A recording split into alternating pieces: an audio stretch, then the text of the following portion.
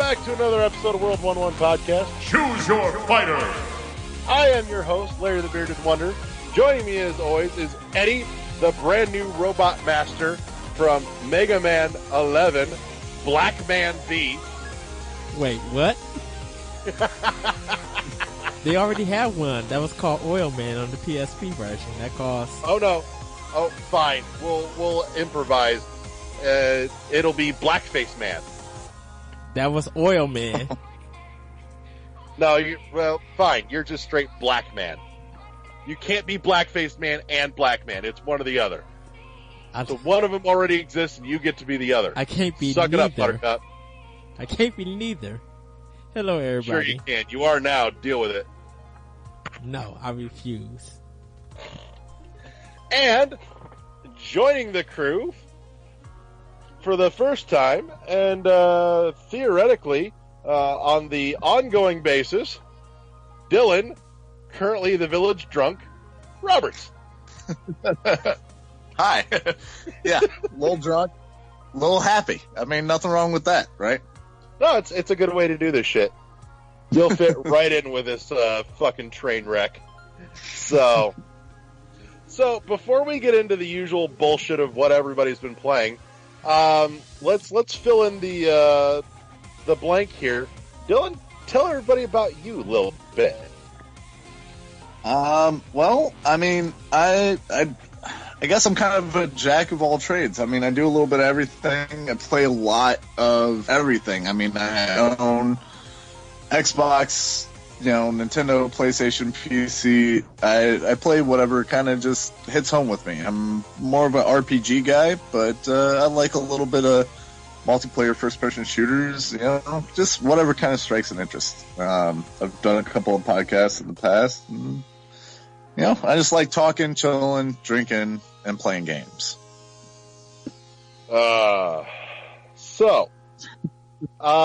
Before we proceed with the usual what everybody's been playing, the obligatory call to action, as always, we are the premier source of your entertainment, because if you listen to us, you clearly don't have anything better to listen to, and you can, as always, find us at our home on ShoutEngine.com, iTunes, Google Play Music, Facebook, Twitter, Twitch, and most anywhere else. That being said, let's dive into it. Let's start with der new guy, Drinky McDrinkerpants. Dylan, the fuck have you been playing? Oh man, well, me and the wife are playing through Horizon Zero Dawn. Again, we got the well, I've played through it. She hasn't, so we're playing through it together. The first time for her, second time for me with the DLC, so I haven't played the new DLC yet. And I've been playing a little bit of Hollow Knight, and actually I've just got back into WoW recently, which is oh no. Yeah. Everything is over. Cancel life. Yeah, it's been fun. I'm making sure to monitor it because it's it's WoW. Been playing that and a little bit of Halo 5 because it's been a while. So that's what I've been getting into. I did just beat Spider-Man about a week ago, which I have to say might be one of my favorite games of all time. Yeah? So, yeah, it's that good. What makes it the standout? Well, I don't want to be cliche and say that, like, you truly feel like Spider-Man, but it's true. You really do feel like Spider-Man for, like, a solid 12 hours of the game. There's just so much to that world. It's very live and beautiful, and it just... nothing gets boring. Nothing gets old. Like, even the repetitive shit that you do in the game is consistently, like, interesting. It's never, like, dull. It never feels like a fucking slog. Right. It's never a grind. Like, even, like, I'm trying to 100% that game because I like it so much. And there's never been a point while playing it where I'm like, I gotta go beat up some bad guys again or whatever. It's very fluid. There's not like a lot of backtracking. It's just play the game, shit pops up, you can interact with it if you want to or not. It's chill, and I don't know. It's fan-fucking-tastic. 10 out of 10. Well, is it a good Spider-Man because Insomniac did it, or is it because the other Spider-Mans have been bad, and this one has made it probably playable in a sense? No, I would say that it's a little bit of both. So Insomniac did really great with Sunset Overdrive. I don't know if you guys are familiar with that game. I fucking love Sunset Overdrive. All right, so Sunset Overdrive was amazing. And they had one of those very, like, it's a very fluid type of game, and Insomniac, overseen that. And the last good PlayStation, I guess the last good Spider-Man game was probably Spider-Man 2, which was pretty damn good at the time. And I feel like Insomniac kind of took what they learned from Sunset Overdrive and took like a little piece here and there from Spider-Man 2, and then borrowed quite a bit from the current Marvel Cinematic Universe and blended it into this just fucking gorgeous, amazing, like, blend of ecstasy of a Spider-Man game. Okay. Now, Eddie, correct me if I'm wrong, but up to this point, you still haven't cracked Spider-Man open yet, have you? I haven't brought it yet. Okay. Yeah. That's what I thought last we talked.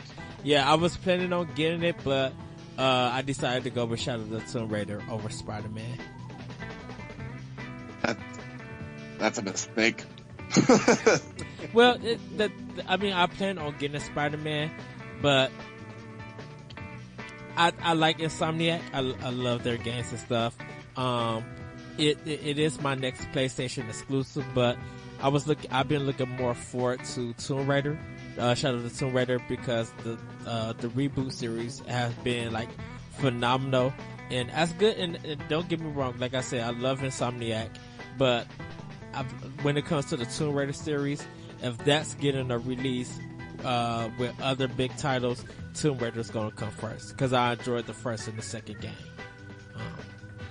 Okay. So that's why I chose it. And plus, it seems that the game feels short, but everybody said that it's not, because everybody was just like, I already beat the game, I 100% it, and it's like, okay, they 100% on their first playthrough. So I'm just like, okay, then if Spider-Man is gonna feels like that short of a time, and people beat it within a week, then I could wait till I finish Shadow of the Tomb Raider to get it. So I feel that. Well, I feel like every Tomb Raider game, like the first Tomb Raider was amazing, because it was such a departure from the series. It still had very quintessential Tomb Raider like vibes. Yeah. But it wasn't, the big titty, double gun blasts and front flips of PS1 days. It was an origin tale, and it was very good. And then I played 2, and it was still good, but it missed that. To me, it missed the mark of recapturing the first iteration. And then I feel like 3 is just going to be another reiteration of the same, much like Far Cry did. Coming from 2 to 3, and then from 3 to 4, and then 4 to 5. Actually, going from Rise to Shadow is a big departure. They both feel like two different games. I think Rise is better than Shadow. Rise is an improvement from the regular one, but Shadow is huge. Shadow is going to probably take you about 40 hours to beat plus if you're trying to get everything. Because some of the stuff that they did in the first two games, they still do it somewhat, but they don't show you kind of, if like when you're trying to counterattack, how a circle will come in and like I'm playing it on Xbox One, so a circle will come in and they'd be like hit Y. Well, it doesn't do that because a lot of the AI is smart. They'll dodge your attack and then they'll try to hit you, and then they'll hit you if you don't roll out. The guns are more effective in this game. Like covering yourself up with blood and doing stealth kills feel really, really good. Placing the mines under enemies, a lot of the enemies will come and see them, and then they'll blow up. So the AI is very smart in Shadow of the Tomb Raider. Well, I mean, but that doesn't sound. I mean, yeah, the AI sounds like it got smarter and you have more options to kill, but it sounds like, to me, anyway, that the gameplay and the story arc of Tomb Raider kind of stays the same. Like, the greatest thing about the first one, and I'm a narrative-driven player. Like, I like games that have really good narrative. Is that it was a huge departure from the original Tomb Raider, right? Yeah. And then the second one kind of was more or less the same. You were hunting down, your dad's killers, and then there was the people, and it was all right, but it just seems like more of the same from the third one, except for, hey, you've got new ways to kill people and new ways to be stealth. No, it's very different for this one. Like, okay. They're very aggressive and very smart, and so with you moving around and using different weapons, and like the gameplay is still there, it feels familiar, but you're going to be using a lot of your arsenal in this game. So there's a good balance on how you get through fights and stuff. Compared to where on the first one, you pretty much could almost maybe move to one or two places, stay there, attack from far behind, and then you'll finish the fight. And not this one. You really have to like really move around in this game, and you have to be smart about it.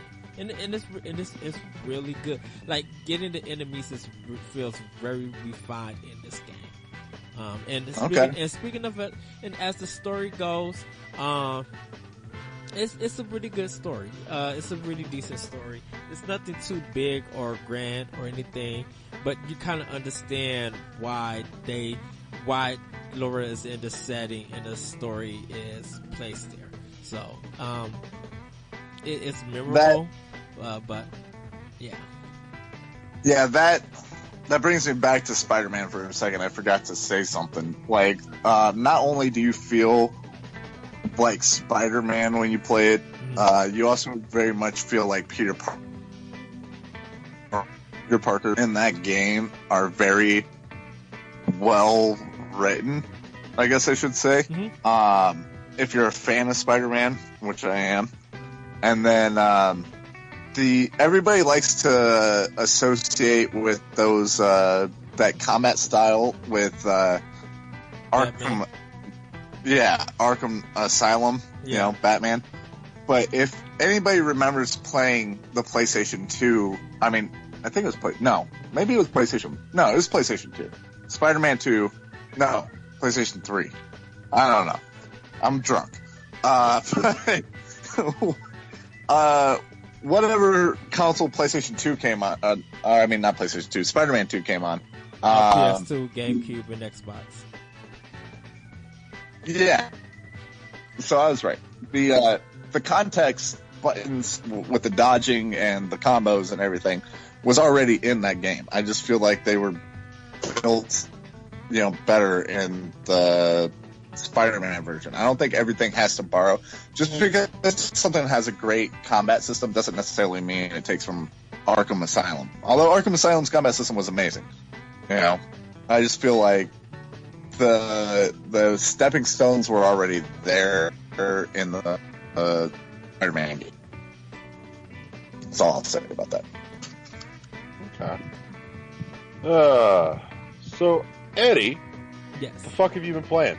So I'm gonna start with the 3DS.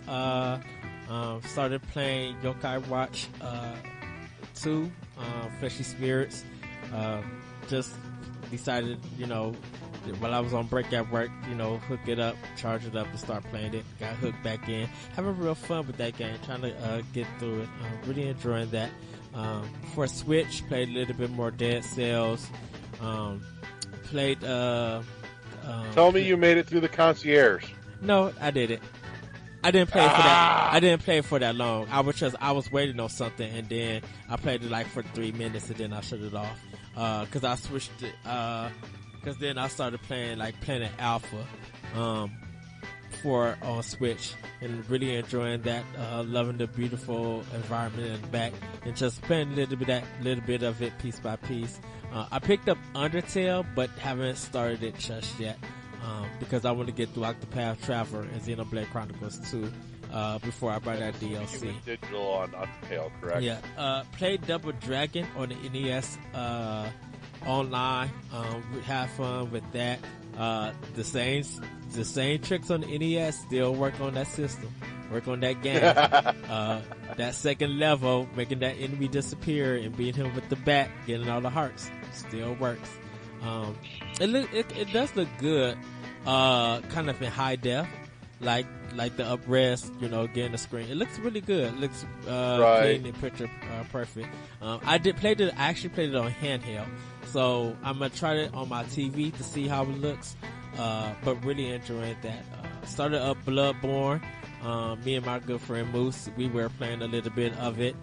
He was helping me out on that, my opinion about Bloodborne still hasn't changed yet. It still stays the same, that it's an okay game, but it's not the best. I agree. Bloodborne's fucking overrated. I mean, it's good for what it is, but I feel like it could have been better. Yeah. But mostly I've been playing a lot of Shadow the Tomb Raider. But before I get into Shadow, because I spoke a little bit about that, played the Battlefield 5 beta. Really enjoying that combat system. The combat feels really, really good. And I did the multiplayer beta, and I like where they're going at with it. If what they have in for this beta, for this multiplayer, for a single player, like the feel of it, it's gonna be a great Battlefield 5 game. Also did the Call of Duty Black Ops 4 beta, for Blackout. Truly fun. It is really fun, when you play with a lot of people and stuff. I'm still not getting it, but I quite enjoyed myself and laughing, getting guns and, working as a team. Really, really enjoyed that. I played a Forza Horizon 4 beta also, or demo. Looks really, really good. And if you own a 4K TV and you own an Xbox One X, this is a must-have. How you feel about the... Go ahead. What game? Forza Horizon 4. Okay. The demo's out. It looks beautiful. I'm like, what they showed at the E3 trailer is no joke. Definitely with the seasons changing and stuff, they kind of start you off showing you how each season looks when the game starts. So you'll get more of an idea as you continue playing the game. It looks really, really good. The rain effects, they put some production money into getting the rain effects just right, because it looks good on the screen. Seeing everything splash and move around, like, it is really beautiful. I still have issues with it, with some like the turning and things like that, but hopefully that would get better when I actually get the game and get further along. But really did enjoy that. And like I said, playing Shadow the Tomb Raider, I'm close to the end. Like, I think if I do I got one more mission to do, and then I'll end up beating the game. But I'm doing a lot of collecting, trying to get 100% of everything on the map. So I got like 2 or 3 areas 100% it, and I got to get to like 3 more areas, and then I'll go to the final mission and finish it. But really enjoying Shadow of the Tomb Raider. It definitely is in my nomination for Game of the Year, and I think that may be that might be my first console game that is console as in first party, third party.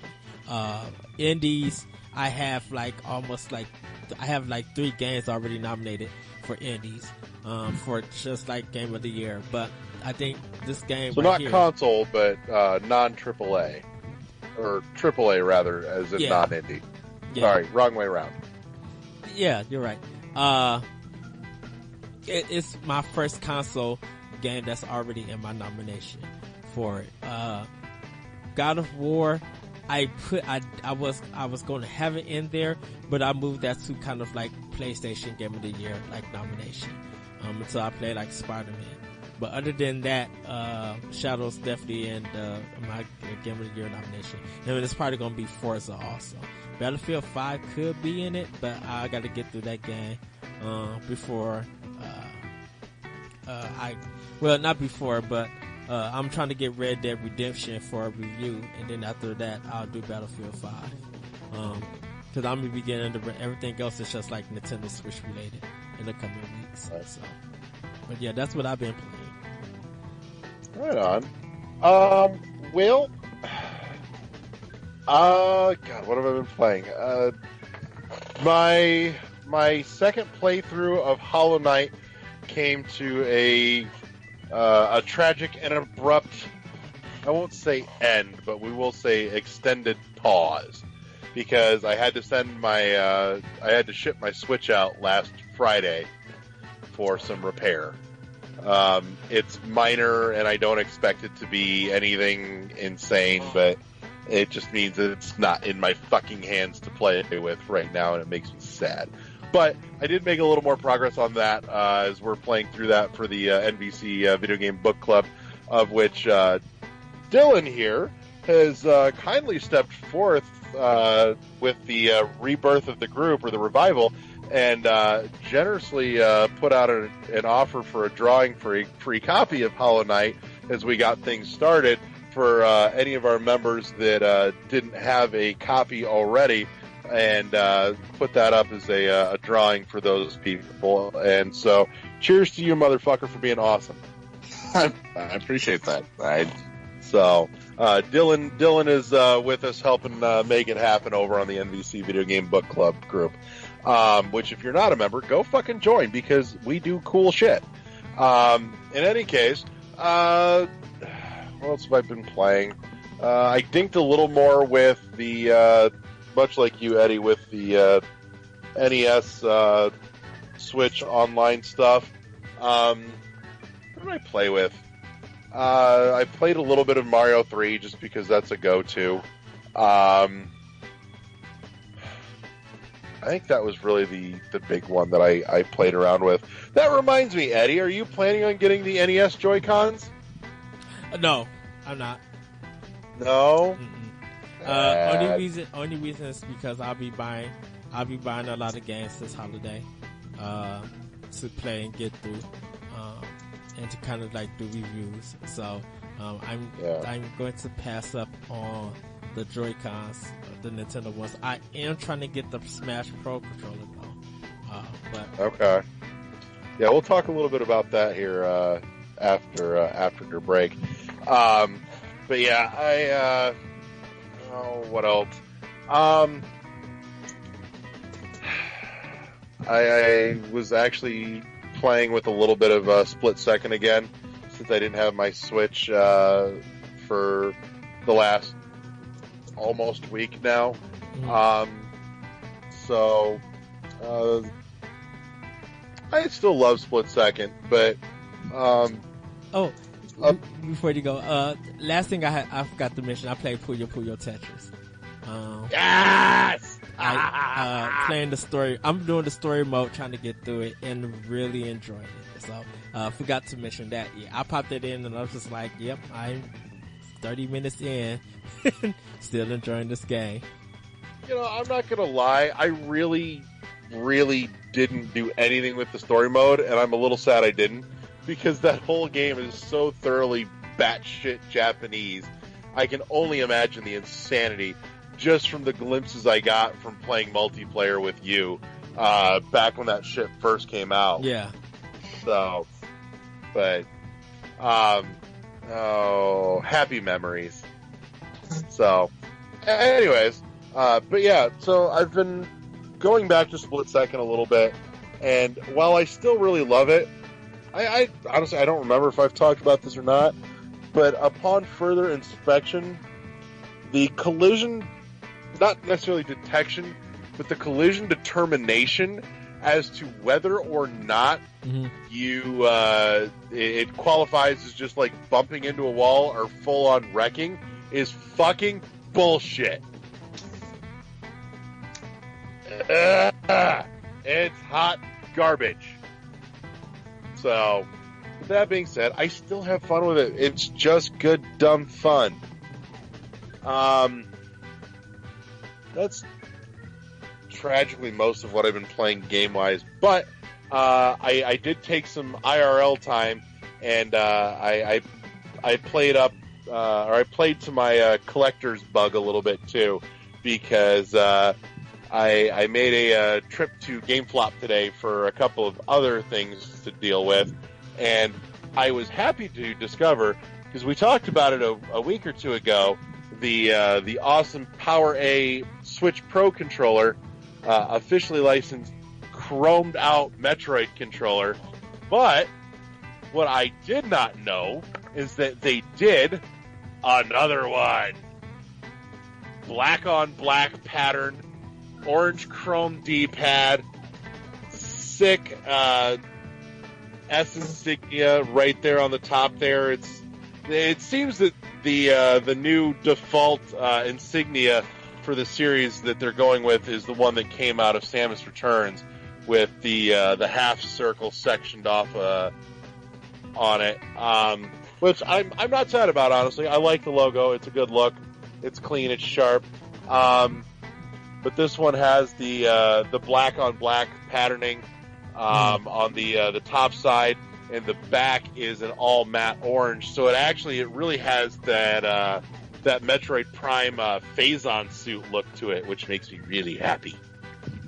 So this one, again, just like my Chrome one, is going on the shelf on display because it's so pretty.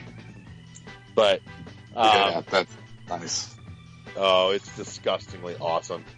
So, and I managed to, I remembered I had some rewards points, so I cashed in some certificates and got it for $5.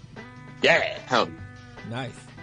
So, but yeah, that's, that was my big happy find for the day. Yeah, that's most of what I've been playing, truth be told. So, let's see here. Yeah. I can't think of anything else. I know we got some new stuff to get to. So with that being said, this is where we say break, and we're back. So this is the back half of the show where we do one of two things. We either deep dive, or we do what we're going to do this week, and we're going to head on over to the news desk.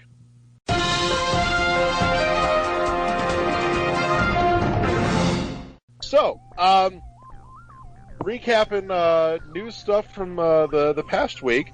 The big story has been the announced impending closure of Telltale Games and the mass layoff. So, the nuts and bolts here is that Telltale released a press release saying that they were preparing for a full-on shutdown, and that we would be seeing for certain the episode 2 of the final season of The Walking Dead, with no guarantees of even the rest of the season, though it sounds like that may be on the table still, but that all other pending projects have been canceled, and they've let go basically everybody except for enough of the skeleton crew to wrap up at least for sure this next episode of Walking Dead, which is monstrous, just in scope of what's happening here. Additionally, a more recent update that came about either yesterday or today, that Telltale may be facing a class action lawsuit for violation of labor law. Labor law, yeah. So the Reader's Digest version here is that anytime a company in California, I think it is looking at a layoff like this, that the employees need to be given it's like 30 to 60 day warning that it's coming as a heads up, to which Telltale did not. And so they may have just sent themselves right up shit creek without a paddle. Compound that with the bullshit move that none of them are seeing severance either. Yeah. So, but on an analytical note here, frankly, I can't say I'm surprised that Telltale collapsed in on itself. Eddie, you and I have kind of talked about this in the past off and on, that, you know, they keep cranking out more stuff in terms of IPs, both licensed and original, but refuse to fucking fix their engine because they keep running everything off of the same engine that they started with, essentially, and it's got fucking problems. And what they should have been doing, at bare minimum, is at least fixing those problems as they went along, if not additionally innovating on their engine. But instead they just took the same formula and reskinned it with every licensed IP they could get their fucking hands on. Well, it depends on how you see what problems that you consider for their interest, because none of their games were broken. You know, everything kind of worked. You know, there wasn't... I love their games. Yeah, like none of their games, you know, froze on players. Everything played out the way they was kind of supposed to play it, so they had polish. So I kind of wonder, is it like button presses button presses not registering, voice, you know, the voice acting is good, it's going through, but the lips are not matching up to it. Like, I kind of wonder what the problems with their engine was. Well, I can tell you from experience, there were plenty of frame issues that, for the kind of game that they were producing, there should never, ever be a frame rate issue with that kind of game. Oh, with it stuttering. The thing is, like, so I've played. Yeah, I've played every Telltale game to date, except for the just released, you know, Walking Dead. I'm a big fan of theirs. I like the way that that narrative, you know, storytelling gameplay, just like Detroit Become Human. Like, they're different, but they're in the same vein, in my opinion. The idea, or the rumor is that the reason why they're running into money problems is because Lionhead Studios pulled out. They were supposed to renegotiate their contract, and Lionhead Studios, if you guys are familiar, you know, kind of bankrolled them to start. Mm-hmm. And they were supposed to come into like another $40 million with them, and Lionhead's just like, you know what, we don't really need you guys, we're going to get back to basics, and pulled their money. And their last series wasn't doing too hot, and yeah, they just, like, while it was like a record year for their games, having that basically $40 million just boop, gone, kind of fucked them. And my issue with them now is that, they might get bankrolled for the last 2 episodes for Walking Dead, but they're still not going to pay their employees. And I would rather them take that money and, like, put out the best they can with that Walking Dead and pay severance to their employees. Like, those dudes, busted their ass.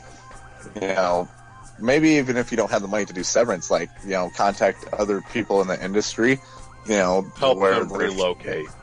Right, exactly. Get them on board because, obviously they've got talent. You guys were a small team of 235, 250 people. It shouldn't be that hard to get those people into another job. If you were on the writing staff, you should be pretty well set because their writing was fucking spectacular. It's just they lost it in the fact that the formula never evolved. Yeah, I mean that's fair. Yeah. But then if you look at it, is the adventure game episodic style not there anymore for indie gamer? And because definitely for people who are now big on about narrative and about games, Telltale has been good at doing narrative. So why haven't hardcore gamers, been picking up a lot of adventure games if they're all about narrative? Don't get me wrong. I mean, Telltale was doing fairly well. It was doing fairly well, but this is my thing. I see that because everybody said that God of War's narrative and presentation was just phenomenal, and no one else has done it better narrative wise. And it's just like, well, Telltale and other companies have been telling a lot of narratives, but you as a hardcore person have not picked up those games and supported Telltale in the way that they seem to should have been supported if you want to talk about narrative alone. And I'm not saying that what they did was right with their employees, because it wasn't, but it's one of those things that Telltale is good at what they do when it comes to story. So if you are big into like Telltale games and narrative, you should be like supporting that as a gamer. And I guess it's just like that support is not there anymore. So when did that support like go away? Because adventure games used to be big. Phoenix Wright is still making money for Capcom. It's still a big game to a lot of players on the 3DS. Yeah. Why is that? Which that raises another question I want to get back to in a minute, but I mean, we've talked about it. I have a hard on for old school adventure. We had on a while back now the fine folks from Presto Studios that did the legendary Journeyman Project series, as well as they had also dipped their toes into the Mistwell and did Myst 3 Exile. But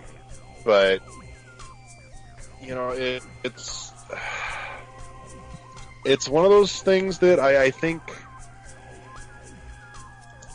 with as big of a shift into console gaming, that narrative-driven adventure games like that, and that's another thing too, is that the genre of adventure games underwent a fundamental transformation somewhere along the line, where it went from the old school point and click puzzle stuff, in the vein of Myst and the like, to, and I would venture to say, and I'd have to fact check it, but my gut tells me that that change really came about with the likes of Telltale, where they changed it into stripping out that puzzle element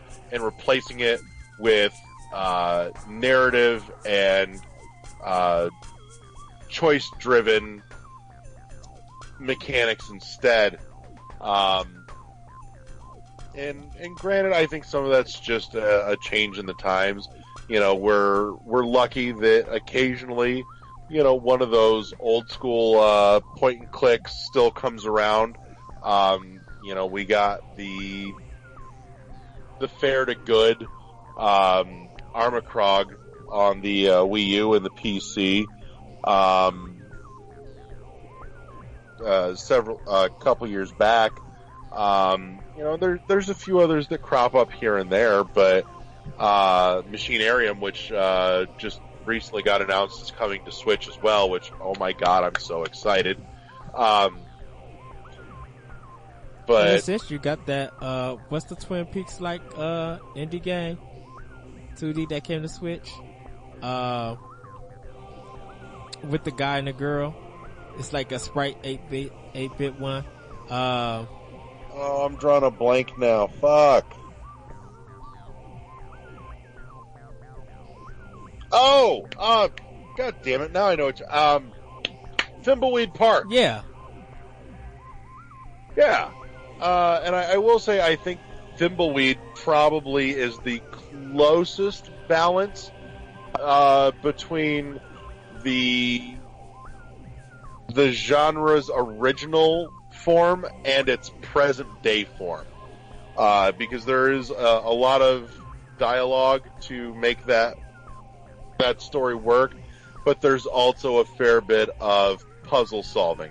And frankly, again, I think Thimbleweed did an amazing job of correcting a lot of the pitfalls of the genre's original self, by way of making it so that none of the puzzles were so insanely obtuse, like a lot of the old school point and clicks used to be. And I applaud them to no end for that fact. But that's, I don't know. That being said, there is still one bastion of episodic narrative adventure genre games still coming by way of Square Enix, to which we have the Life is Strange series still going. And I dare say that I think the genre is in better hands now going forward with Square Enix and the Life is Strange series than it would have been had Telltale continued on. Because Square is, at least, you can see some changes and some evolution as they've been going along through the Life is Strange series.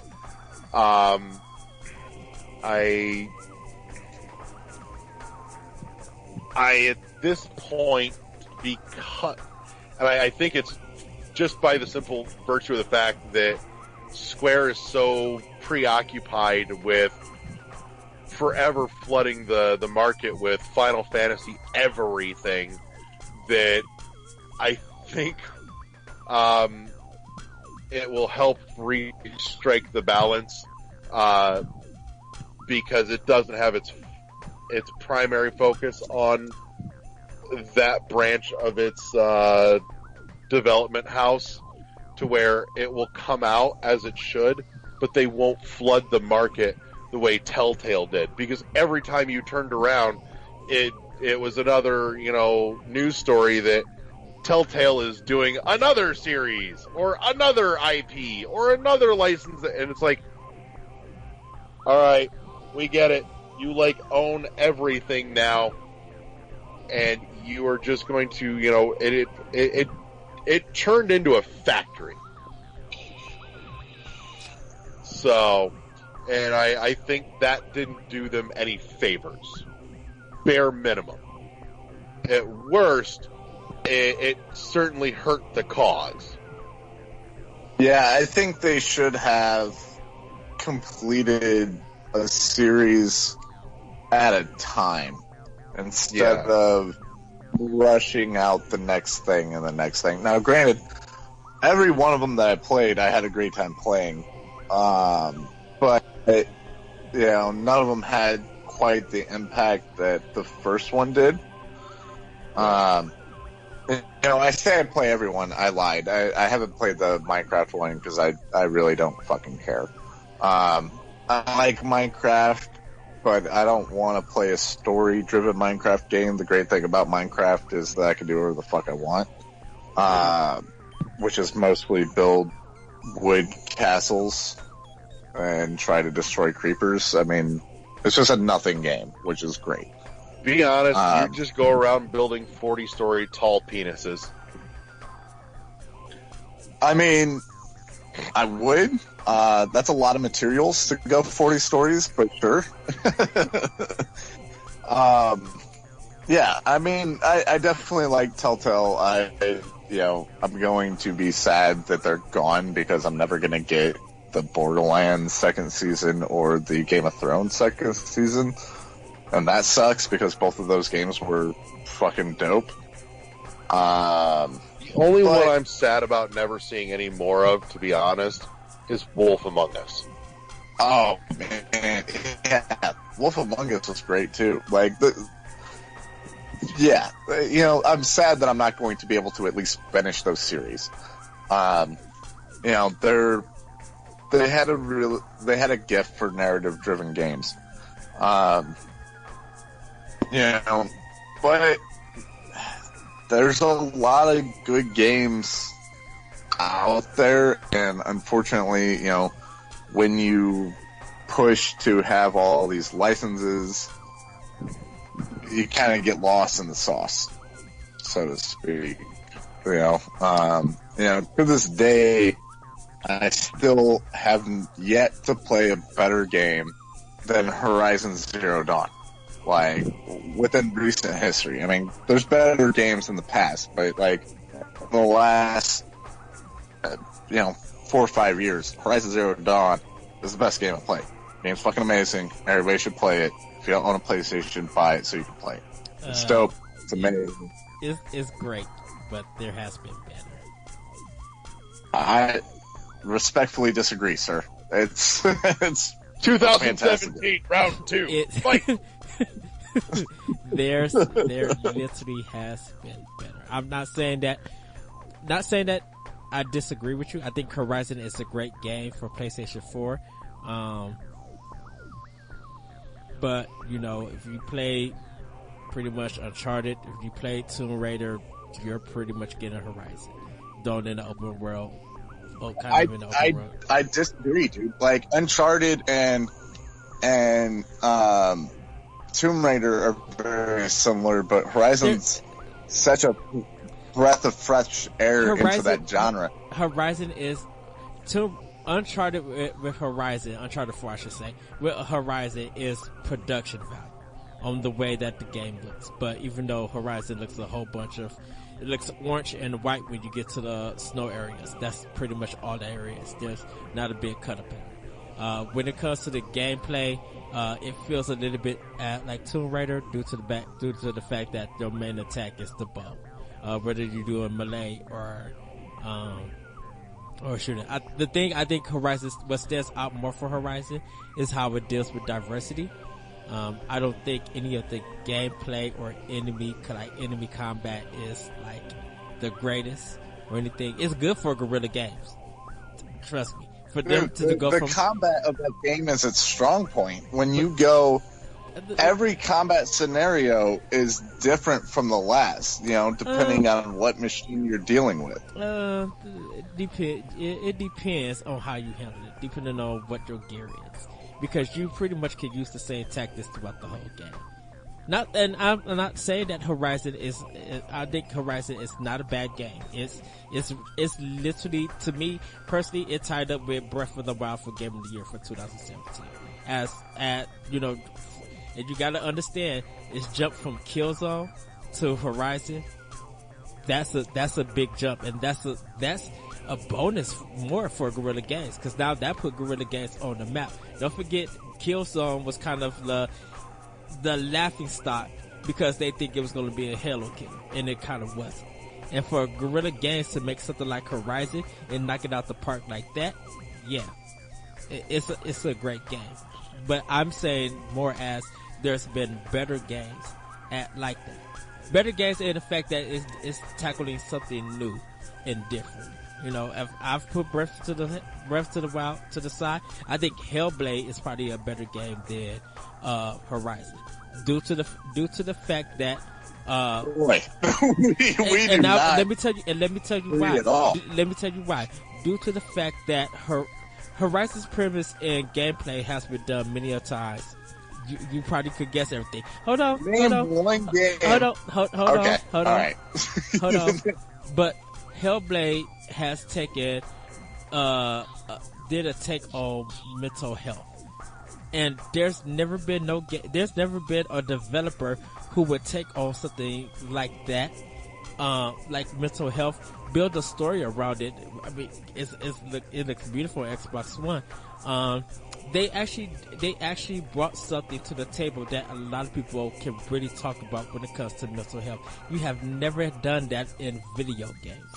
Still to this very day, you have done nothing like that in the video games. Not saying that Horizon doesn't have nothing to talk about.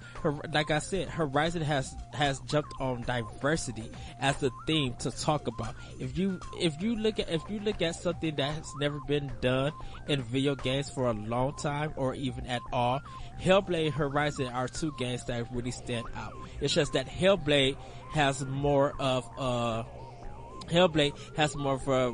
deeper issue to talk about and showcase.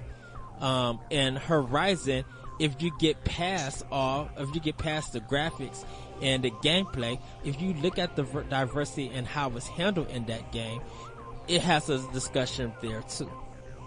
It's just that Hellblade stands out more because it's a deeper issue. Definitely when you see people who's talking about anxiety, depression, even though Hellblade doesn't deal with that, but it's just talking about mental health in general, Hellblade has a better discussion in it.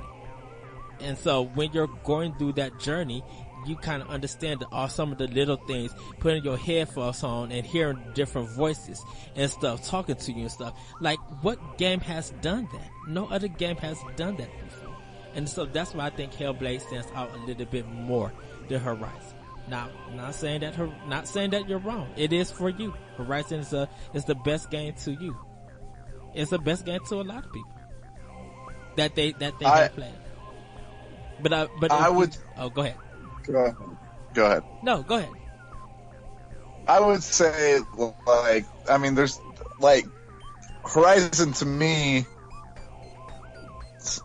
the whole package. Like, yeah, it's got a couple of Ubisoft tropes in which, like, you gotta climb the tower, so to speak, and, you know, to get the map and, you know, stuff like that. But, like, they breathe such a, like I said, a fresh air into that where, like, you know, I will say this, the most negative thing about Horizon is the human enemies. They're trash, they're garbage, they're no challenge, it's dumb.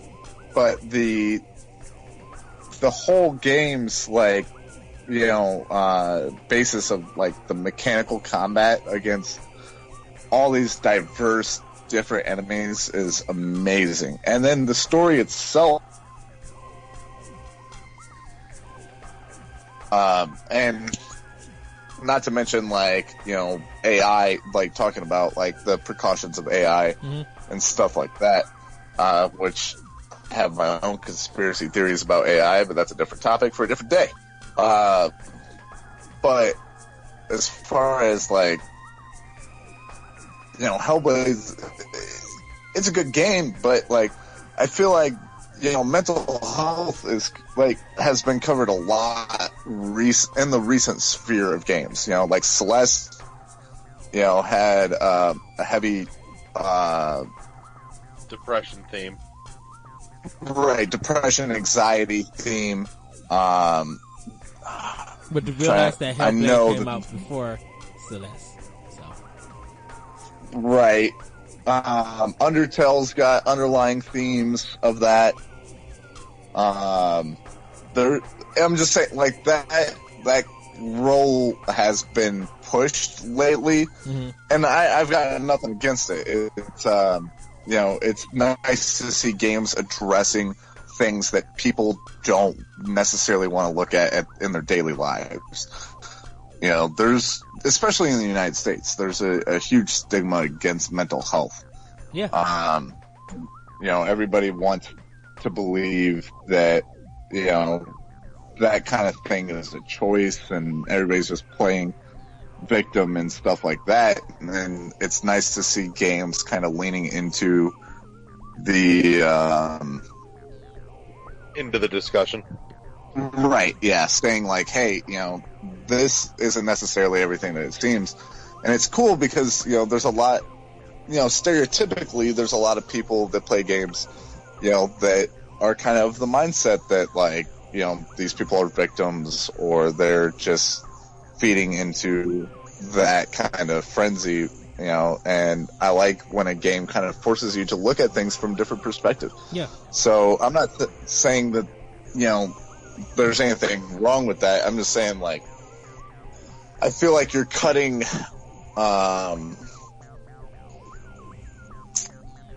a little short in its gameplay, because honestly, graphics, while that game is graphically beautiful, is kind of the lowest thing on the totem pole for me as far as what that game does for me as a gamer. Well, when a lot of people say that, when a lot of people talk about, definitely when it comes to like PlayStation, Xbox One, talking about today's games, they want to talk about graphics and how beautiful it all looks and stuff. And between Hellblade and Horizon, they both have their own graphic style. They both look really good in what they do. Guerrilla is good with their art department. Ninja Theory is great with their art department.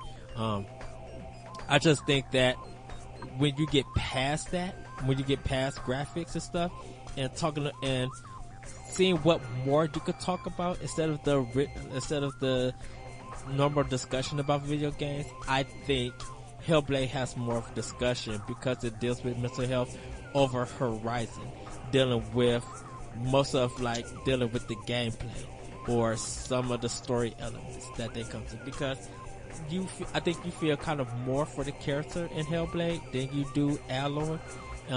Even though you should feel more for Aloy, because when it comes to Aloy, she's dealing with discrimination. Yeah. And no one has really talked about that when it comes to Horizon Zero Dawn. No one has talked about when you encounter different AI characters in the game, there are all different races and sexual preferences and stuff like that. Like, no one talks about that stuff. There's other things that stand out from Horizon that just overshadow that. And so I think if you're going to talk about it, I feel like now in the days, if you're going to talk about something being the best and doing something kind of new, that's why I said Breath of the Wild. I'm keeping out of this conversation. People tend to forget that when it comes to Horizon. When it comes to Hellblade, that's kind of the main thing, the mental health thing. So people can easily talk about that. Like, I would love to hear gamers talk about, when it comes to Horizon, how did discrimination in the game change your outview of this? How did her Aloy encountering and helping people and your actions and answers that you said to in this game, how did that make you feel like your take on diversity? Like, I would love to hear more people talk about that, because Horizon does that as the best game. I would love to hear more people talk about that than just the graphics, what they did with the combat and all of that stuff. Like, there's other things that's in Horizon that stand out that people just ignore in a sense. And so I'm not saying that you're wrong. Horizon is the best game to you. It's the best game to a lot of people. That's why I said, for me, it tied with Breath of the Wild for best game of the year. Yeah, I agree with that. So, I'm sorry. I haven't even beat Breath of the Wild. I haven't either, and I need to. Right. Look, blame that there was other games that came out from March and stuff. That's just like, I need to work on this. Sorry, we were talking about Telltale, but go ahead, Larry. Yeah, I think we verged well. Right, I think we said all we could say about Telltale. Like, there's nothing much we could say about it. So, yeah. So you guys,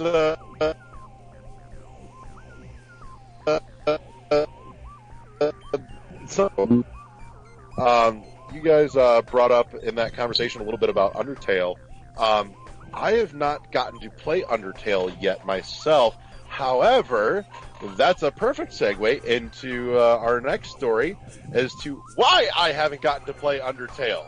I got an email in my inbox this morning from Fangamer, who is handling the collector's edition of the physical release of Undertale across multiple platforms.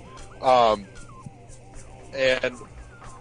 the email basically said that we gave you a heads up like a week ago that we've run into some issues with production on these due to a manufacturer issue, and the shipment got delayed by like a week or so. Well, the latest update said that they're still having some issues with a final piece, and so what's happened is that they've contracted another manufacturer to at least put together something temporary to ship the games out the door like yesterday kind of thing, and that once the originally intended slipcases is what's in question here. Once the originally intended slipcases are manufactured, those are also going to be shipped out to everyone that ordered it free of charge to replace the temporary slip covers that they are going to be shipping with here real quick. But Fangamer also stepped up their customer service game for everyone that ordered the collector's edition of Undertale from them, and said, on top of that, because this is an out of our hands screw up, but you put your faith in us and we let you down, here's an extra $10 off your next order from us too. Nice. I'm like, fucking classy. That's how you do shit. So, big ups to Fangamer. On top of that, it totally had me browsing their site for the next thing I'm going to buy from them. And I am totally eyeballing that Pure Vessel Hollow Knight shirt, because that thing is fucking sick.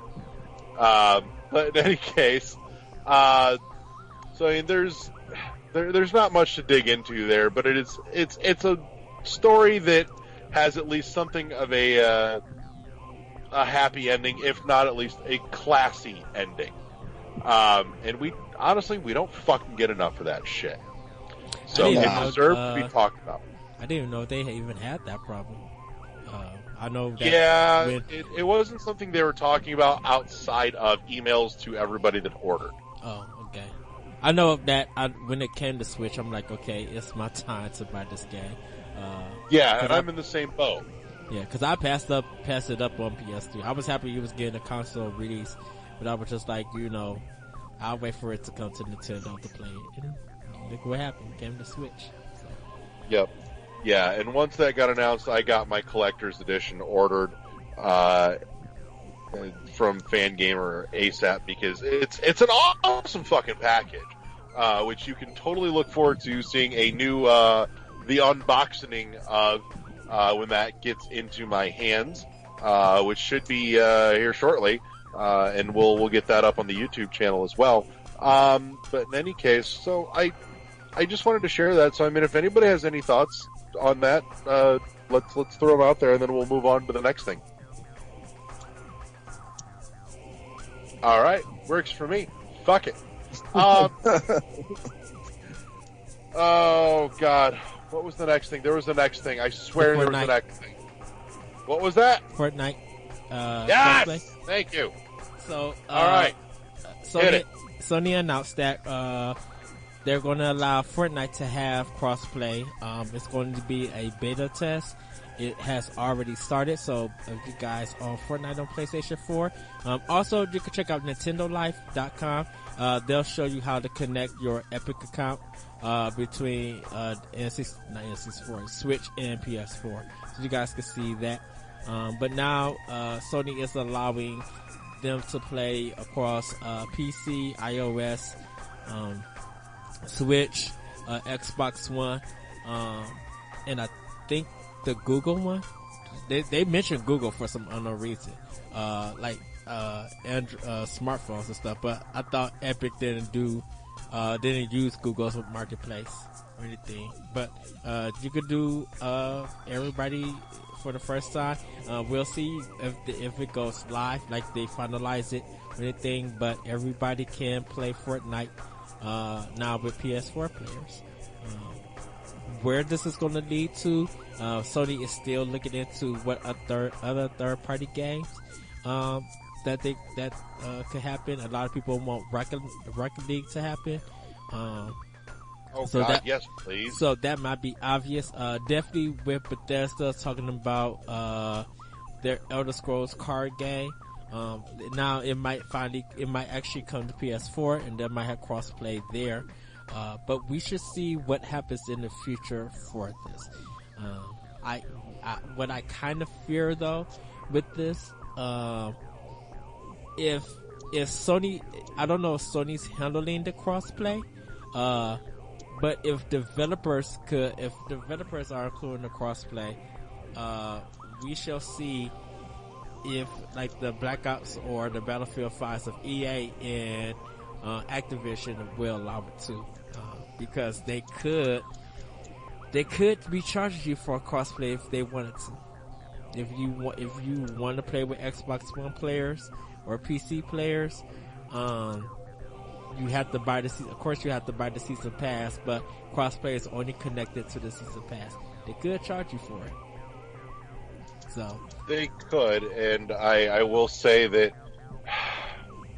it stuns me that we have hit a point where, at least in this one particular feature, that Nintendo is not the one going kicking and screaming into the present. That it's fucking Sony that's the hold up. No shit. So, which I'm loving watching Sony have to backpedal on the well, it's just not possible. It just doesn't work with our network. Bullshit. I will say it also really makes me question here just how much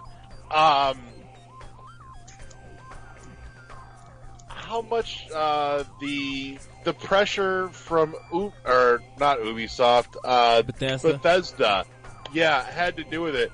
Because I'll be honest, I mean, we've talked about this.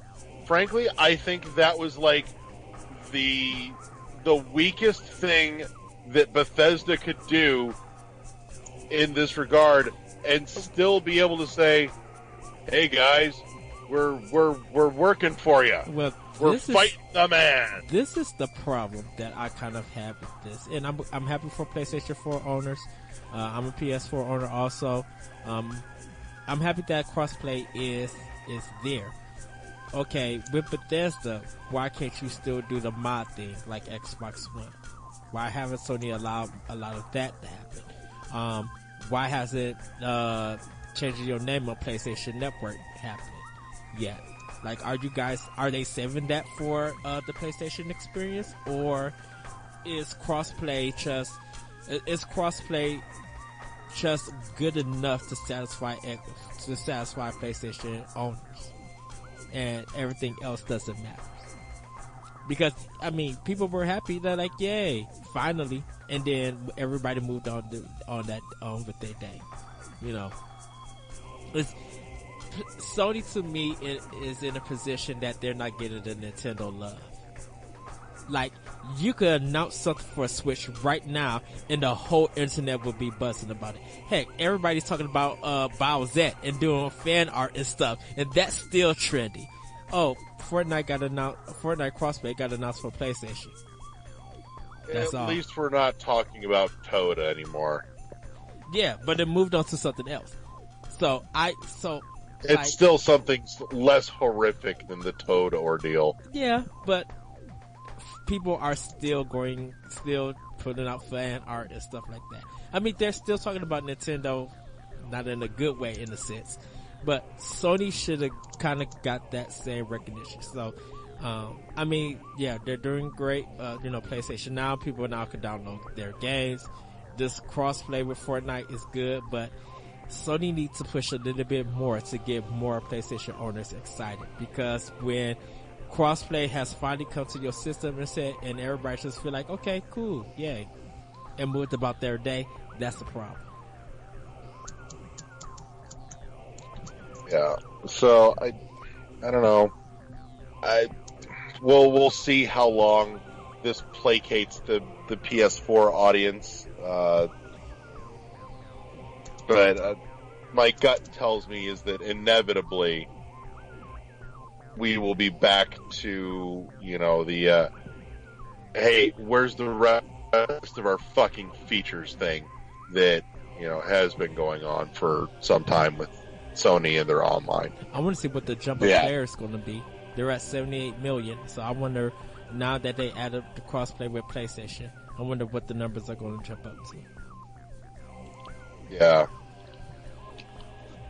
I hope that they get positive feedback on it and they continue the trend of cross-platform. The problem is that there's no benefit to Sony to do cross-platform. The less they, I guess, cooperate with other systems, kind of the better for them, because as much of a dick move as it is, at the end of the day, people want to play with their friends. And if all your friends are playing on PlayStation, you're probably at some point going to end up getting a PlayStation so you can play with them. So it's pushing console sales, it's pushing PlayStation Online. You're building an ecosystem that's exclusive to you. Yeah. And, well, sometimes you kind of want to challenge your skill against different opponents. And if you're allowed the option to play on whatever system that you play on, because even though you want to play with your friends on PlayStation 4 and you got to get a PlayStation, that controller might not be feeling good on your hands. Where an Xbox controller or a Nintendo Switch Pro controller, that might be actually comfortable for when you are playing the game, where that you could do the most. And just feel comfortable with what you're playing. So it's not necessarily that you have to buy that system, but if you own Xbox One and that controller feel good, and if you're allowed to play against a PlayStation 4 gamer who likes their PlayStation 4 control, you'd be able to test whose skills is better and still have an enjoyable time. Yeah, and just hopefully you're not playing against a PC player, because you're gonna get fucked. Oof, mouse and keyboard. Oh. Yeah. So. But yeah, I'm not gonna lie, I just don't have a whole lot to pipe in here, just because it's just not my platform. I'm simply not there. And on top of that, it's totally a game that I could give two fucks about. Yeah, I mean, Fortnite's trash. If I'm being I am a PUBG guy. Like, if I had to choose, a battle royale game, I like the I realistic would put aspect. Fortnite over PUBG, but I still think the whole genre is garbage. I just like the realistic gameplay of PUBG over Fortnite. I don't like to build stuff. Like, I just want to shoot someone in the face and have them die, and that'd be that. I don't want to have to worry about, like, shields and fucking llamas and shit. Well, I think once Blackout comes, and then whatever Battlefield 5 Battle Royale comes, I think what those 4 games are going to kind of have their own set of players, and it's just going to be like whatever you enjoy from each game or you prefer, that's where you're going to go and play. So, I mean, you can still be happy for the future and the game not have to be for you. So, I mean, that's kind of where I'm at. I'm happy for the future of being there. Fortnite is fun. PUBG has some problems, but when you get into the group with friends, it's the fun game. Blackout is fun. So it just depends on in the future what you guys, what people think. Battle Royale is not such a big thing for me, due to the fact that I play just about too many games as it already is. So, but yeah.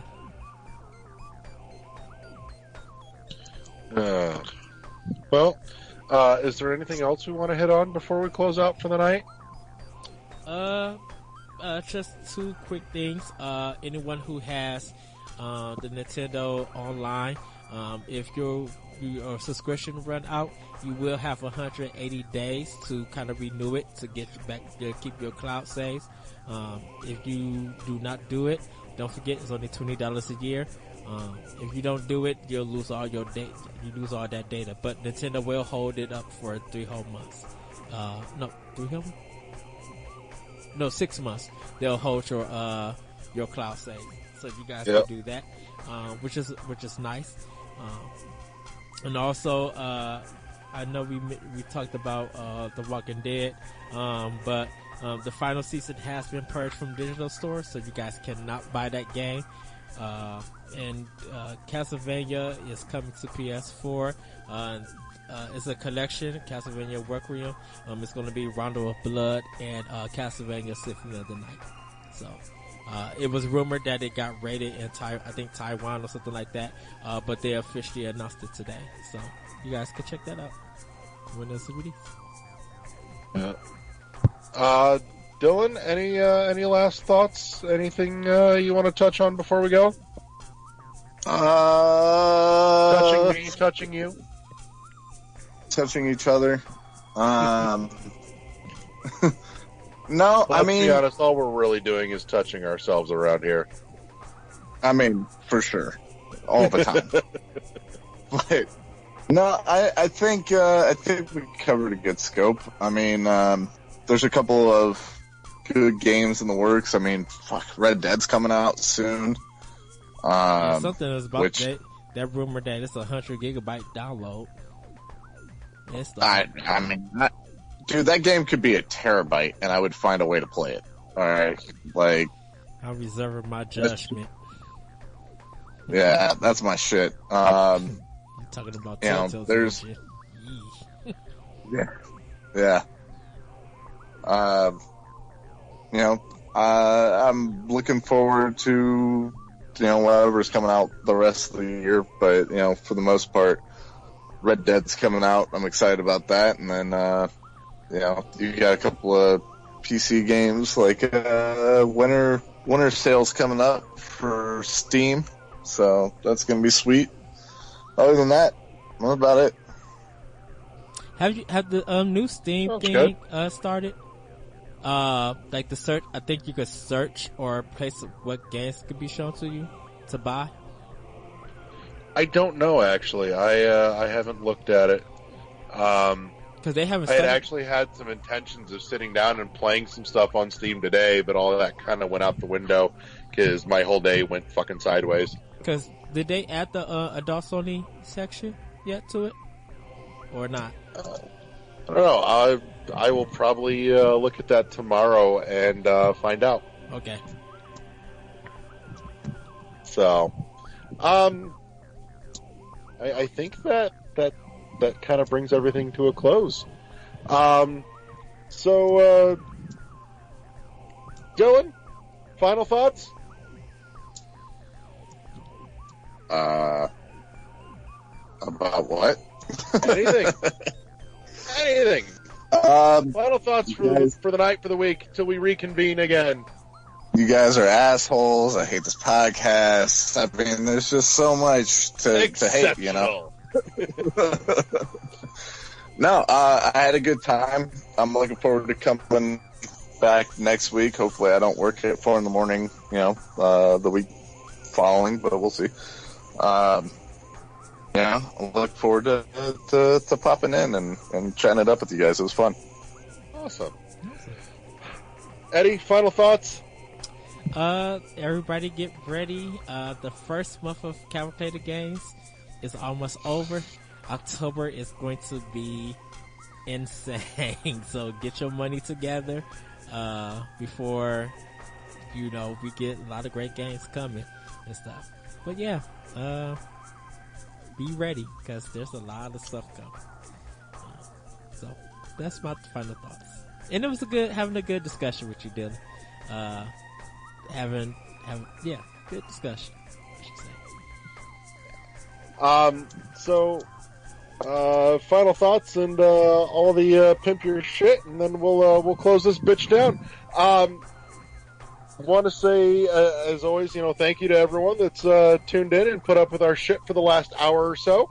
A huge thank you and a big welcome to Dylan as he joins us going forward. Other than that, big shout out to Eddie for all the work he does recording and making this sound good before he sends it to me for me to polish up so that we have something smooth and pretty to stick in your ear holes every week. Other than that, as always, you can catch us at our home on ShoutEngine.com, iTunes, Google Play Music. We appreciate the ratings and the reviews. Make sure you hit that subscribe button so that you don't miss a single episode of all of our bullshit. Other than that, you can always catch up with us and chat with us at any variety of places, including Facebook, Twitter, Twitch, YouTube. But yeah, that's it. In that case, everyone, say goodnight, Gracie. Good night, Gracie. And we'll see everybody. Dylan fucking gets the joke, Eddie. Jesus. I have to do the no more closing. And we'll see. Oh, goodness. Okay, that's not. That's right. It's because he's black man. No, I have to. Never mind. And we'll see. Oh, and we'll see everybody next time on World 101 Podcast. Got me messing it up. Bye, everybody. Good night. Good night. Peace.